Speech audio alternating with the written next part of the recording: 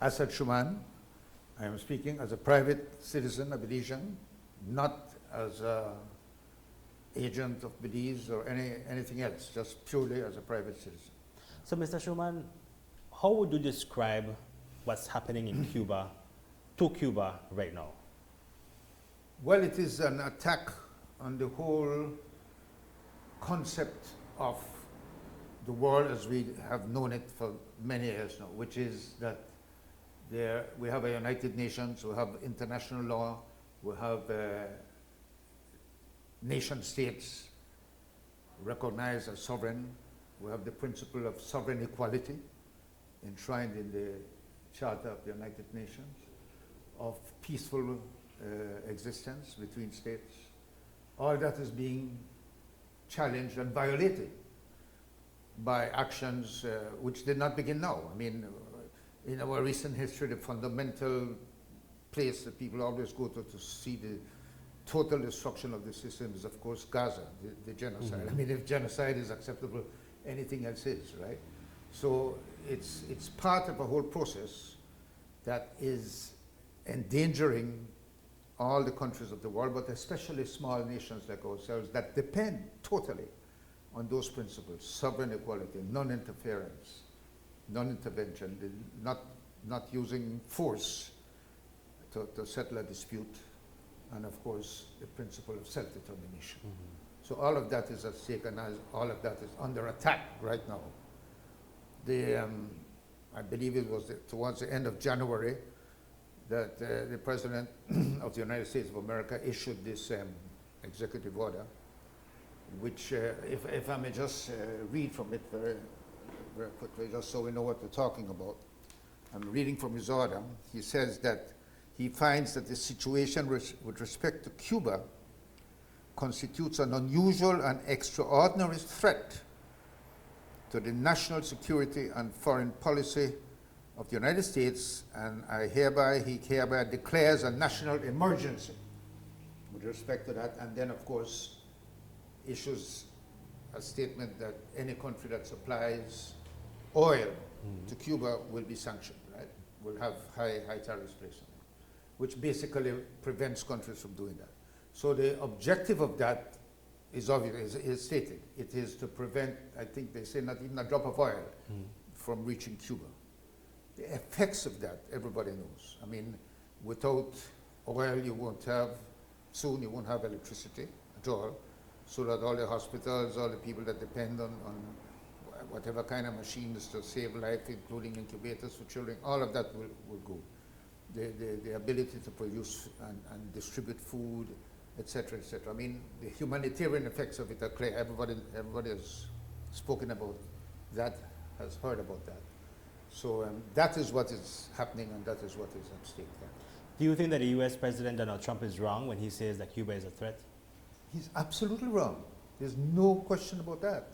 Or that Cuba is a terrorist state or anything like that. I mean, these are things that are made up. In fact, I have something here from the UN experts. You know, a panel of UN experts on human rights issued a declaration on the 12th of February, right?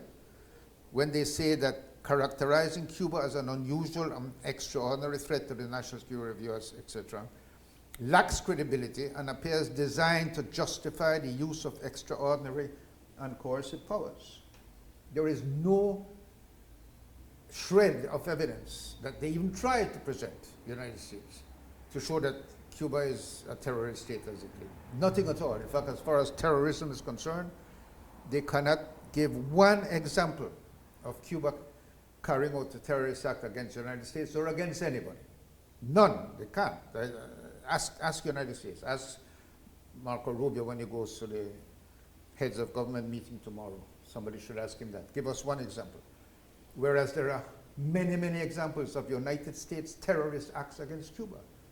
The United States over the years they openly recognized how many assassination attempts by the CIA against Fidel Castro. How many times did they poison crops and so on in order to do what? The whole purpose of their threats against Cuba, their sanctions, so-called sanctions, because it's not a sanction, it's an evil act that is done to people, because sanctions supposes you're sanctioned because you did something wrong. No, they haven't done anything wrong. They're just being punished by the United States unduly, irrationally, and illegally. Why? Because from the very beginning, many years ago in the 60s, after the Cuban Revolution made Cuba independent, because Cuba supposedly became independent after the war against Spain, but right away the United States came in, took over everything, and they were in control of everything, the economy, the politics, right up to 1959.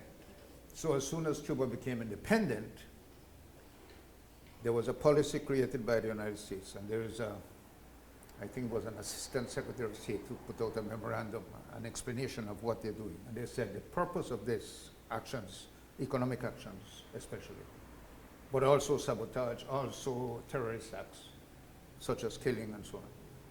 All of that is done in order to make the people suffer so much that they will overthrow the government. So the purpose is clearly to make the people suffer. But they want them to suffer so much that they will overthrow the government. That's terrorism, absolutely, under any kind of definition. So that is a policy that they have continued. That is a policy that has been condemned by the United Nations, I believe, over 30 times in the last few years. It started in the 1990s, the UN resolution against the blockade, or what they call the embargo. I call it blockade because it's not just that the United States is saying, we won't trade with Cuba, we won't do this. They're saying the whole world can't do it. And they punish companies. They fine them millions of dollars if they do business with Cuba. They stop banks from doing business with Cuba. So, it's a blockade. And the United Nations has consistently, always voting against that resolution to say that must come to an end. The United States, of course, Israel, of course, and every year, different handful of client states or people that, that the United States pressures to do that. They could only get a few every time, 5 or 6. So that has been condemned by the United Nations many times. All their European allies, of course. Britain, everybody condemns it. So if that is to be condemned, what do you think of this now, this additional thing which amounts to a death threat, Ippolito? I don't know if you remember, I think it was back in 1989, when the Ayatollah of Iran issued what they called a fatwa against Salman Rushdie. You remember the author, because they didn't like something he wrote? We were all horrified, and they said, what a horrible thing to do. They issued a death threat that he should die because of this. That is what the United States is doing now. It has issued a death threat against Cuba, against the people of Cuba. That is a death threat. If that succeeds, and obviously they want it to succeed, people in Cuba will die. So it's a fatwa that is much worse than the one issued by the Ayatollah. We have a new Ayatollah in town, I think Rubio, who will go to meet our leaders in CARICOM tomorrow. I think when he was in Munich the other day, he said there's a new sheriff in town. One of them said that, Vance maybe. Somebody said that. The new sheriff, of course, being the president of the United States. The new Ayatollah is in the world trying to impose a will regardless of law, regardless of consequences. Now, what has been the reaction so far in the region? Shamefully, it has been very, very mild, to say the least. Very mild. A region that has benefited so much from the policy of Cuba towards the world, because Cuba doesn't send airplanes to bomb countries like the United States does. It sends doctors, it sends nurses, right? It sends humanitarian assistance. After, remember what happened with COVID? What happened, who came to save us? The Cuban Medical Brigade, right? And that happens all over the world, but especially all over the Caribbean.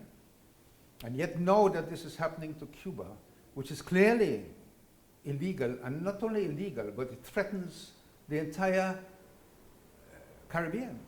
No country is safe when you can do that to one, you can do it to anybody, depending on what excuse you want to give. First, they used to say because it's a communist country, right? Now they say it's terrorism. They're harboring Hamas, and I don't know. To all the things they say, they have no proof whatsoever. They have no right to do this. This is illegal. It has been condemned by the United Nations, the Secretary General of the United, and the reaction has been in Belize. Our Prime Minister called it out. Remember at the House meeting when the President of Guyana was there, and he said that was wrong. Our leader of the opposition has condemned the treaty. And I don't know if you carried her thing that she gave out a week or so. And today I noticed she put another post because she realized this thing is getting out of hand.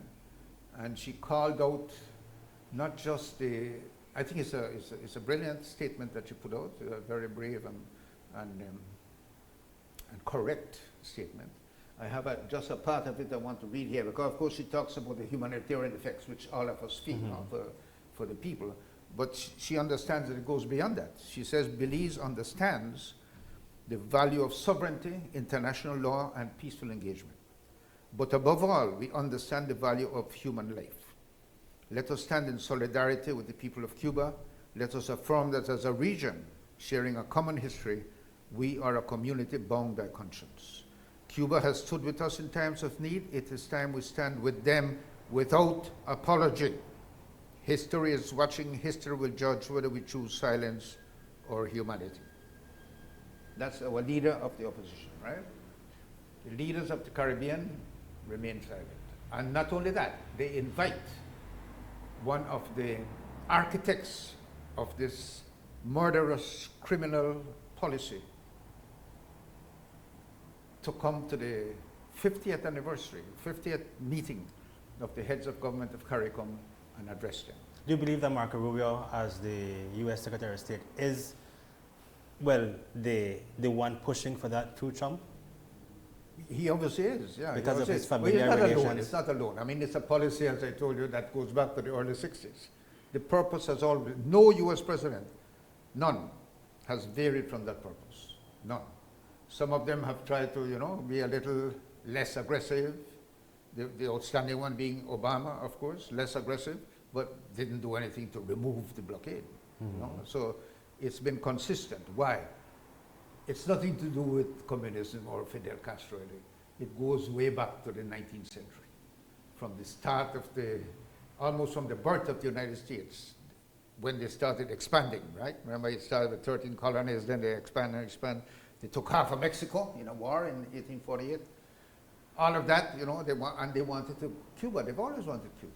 Because if you look at the map of this region, you look at the Gulf of Mexico, which they want to call Gulf of America, Gulf of Mexico, it's like that, no? The shape of that. And right here is Cuba. Like if it was a mouth that they have to eat. They've always thought that Cuba should be a part of the United States.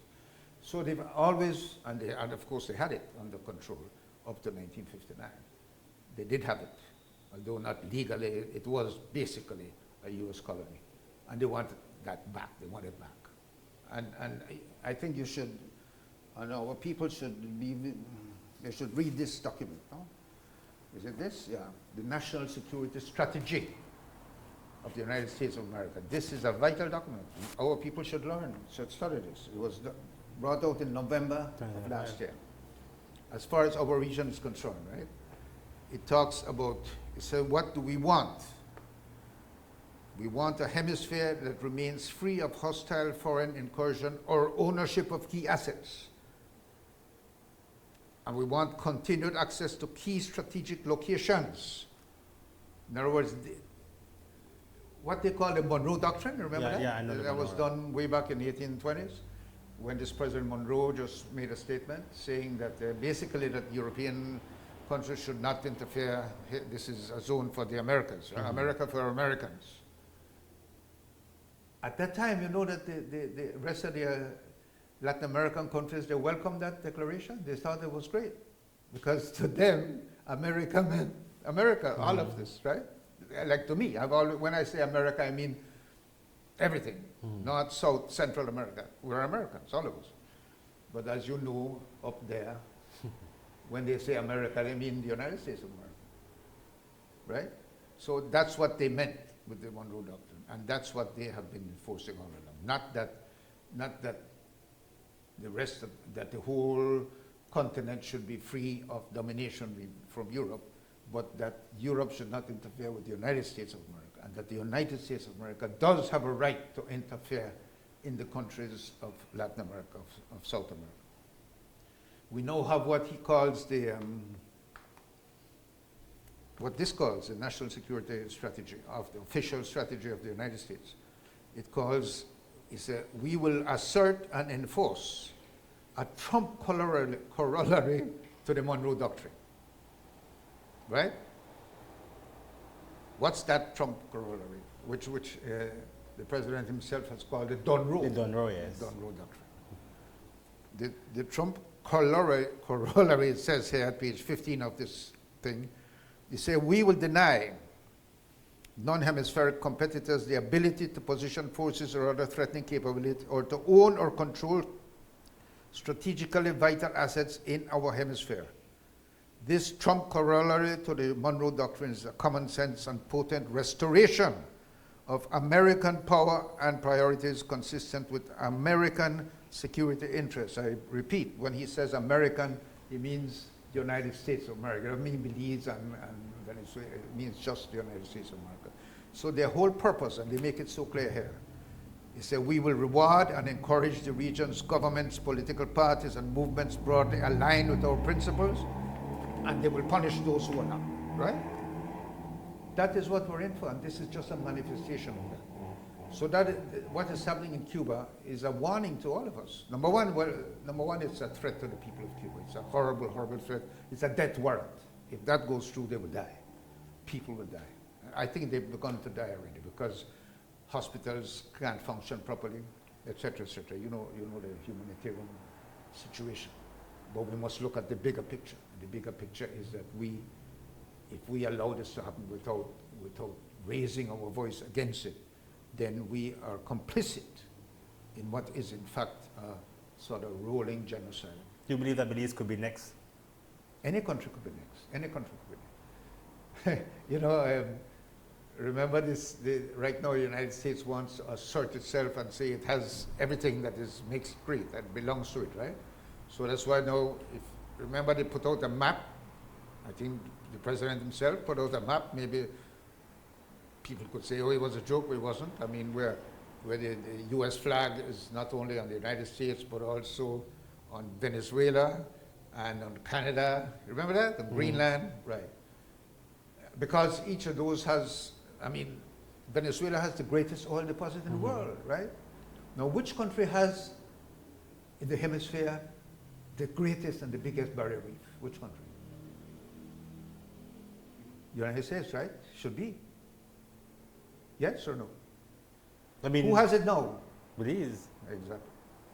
So I mean, it could be anything, anybody, and of course, if we do not do exactly as they say, they will find a way to punish us. So that they try to stop us from having the Cuban doctor. The doctors, yeah. And they may succeed. In other countries they have, and here we don't know what's going to happen. Mexico halted its shipment of oil to Cuba. It did, however, send humanitarian aid. Yes. I believe Canada is thinking about sending humanitarian aid. Should Belize send humanitarian aid? Absolutely. Absolutely. I am hoping, against hope, because, as I said, they have been silent. Except, Briceño was not silent. I think he's the only one that has spoken up, the only actual leader that I know of that has spoken out against what's happening in Cuba today. But former leaders have done so. Former leaders, for example, when was it? With this zone of peace, remember when yes. They started shooting boats and saying that it was stopped. I have the latest on that here. I think it's from the CNN on the 21st of February. He said the US military has killed at least 148 people in strikes that have destroyed 44 boats as part of a campaign that Washington says is aimed at curtailing the flow of drugs. No proof of that. No attempt to prove it. No attempt to show evidence that they have killed CARICOM citizens. They've murdered CARICOM citizens without thinking. And everybody accepts that. Or if we're against it, we're kind of quiet about it, we don't want to. Well, several former prime ministers of CARICOM came out around that time, I forget the date, and they condemned that action, those actions of shooting at boats and killing people, murdering people as illegal and so on. And two of the only two living former prime ministers we have, Said Musa and Dean Barrow, they both signed on to that declaration. Recently, now a couple of days ago, you will see a declaration, I guess you'll carry it in your news, of former prime ministers again. And this time, Said Musa is included in that. Both of them were sort of pushed by P.J. Patterson, who is like the father of previous prime ministers of Jamaica, in this case, have come out strongly against that action of the United States, right?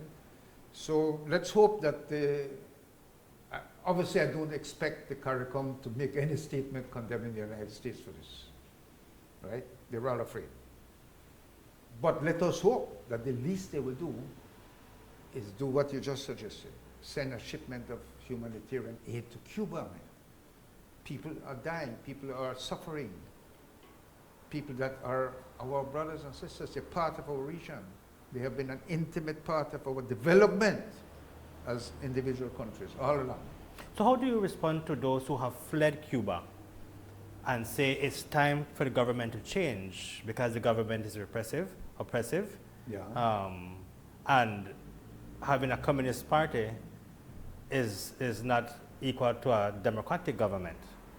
Right. So while the people there will suffer, that there needs to be a change. And like Trump has said, the government is failing.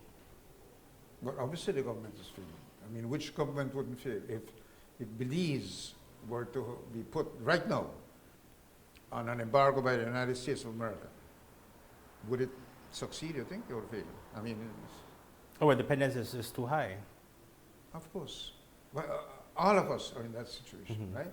So once the United States puts an embargo or a blockade around the country, it is bound to have huge difficulties.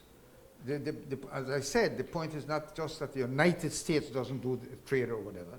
That's fine. Cuba could live without that. But it punishes and it stops other countries, European countries and others, from doing anything that will assist the Cuban people. So tourism, for example. So you know it's illegal for U.S. citizens to go to, you talk about freedom, Cubans are free to go to any country they want.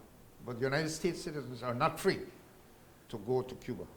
They have to apply under certain, I think 12 or so points where they can apply to be allowed to travel to Cuba, right?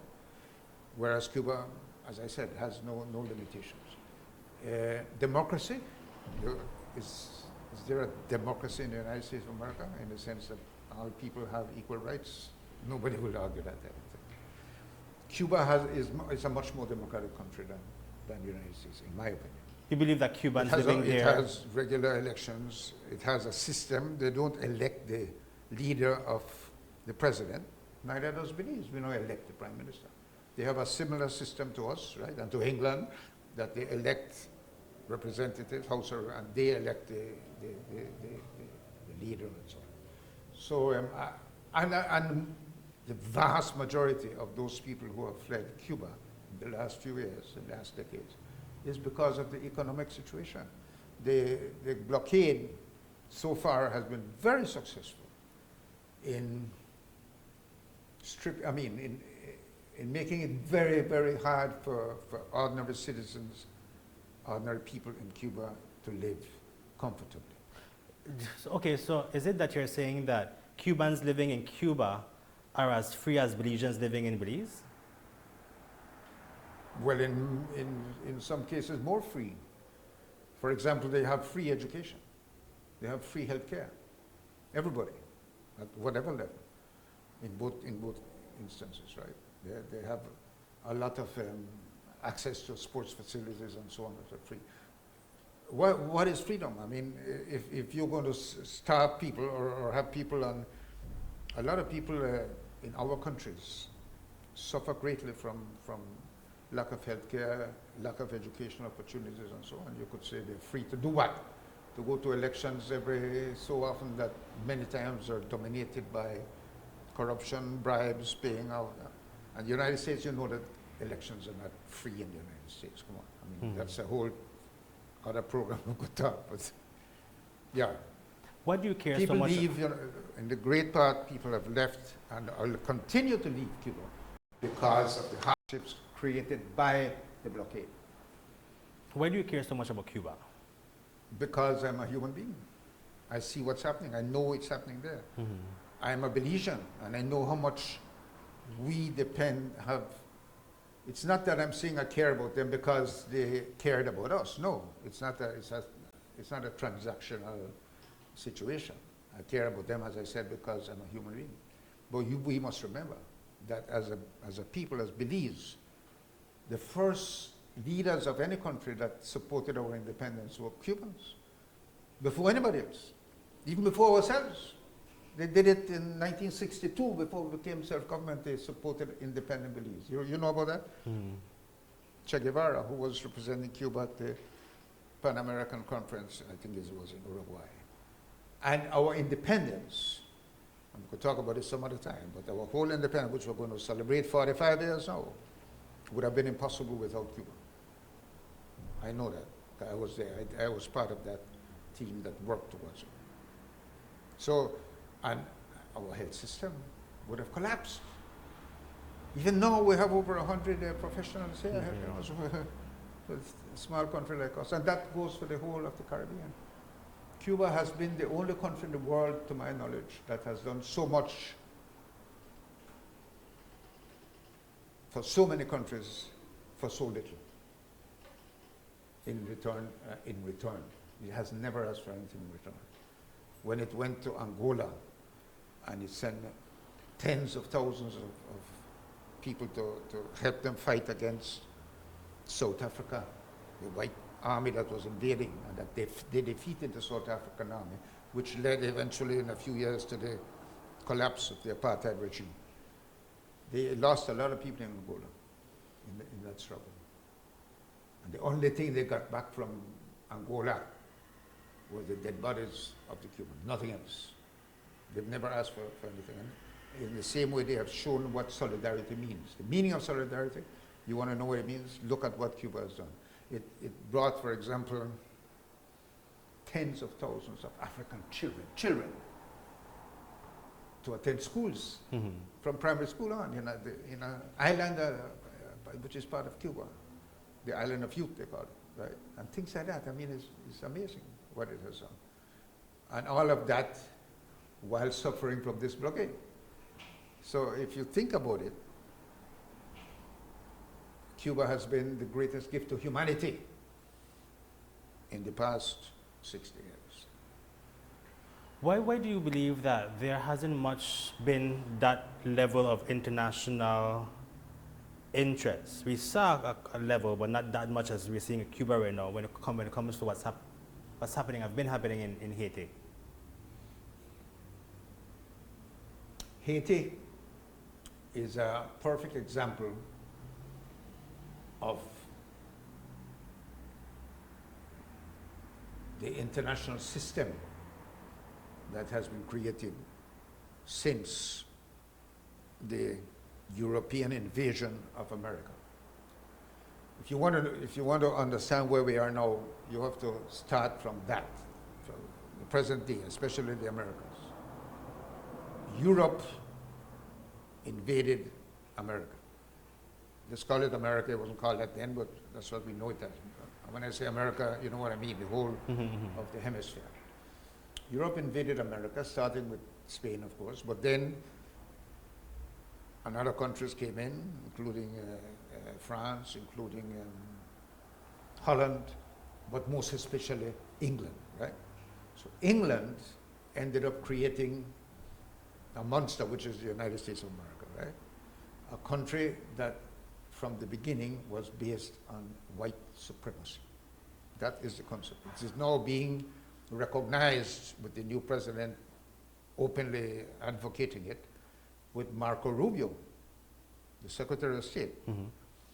although he was born in the United States of parents who had come from Cuba, but he went to the Munich conference the other day, and basically he said, look, we have no apologies to make for what Europe did to America or to Africa.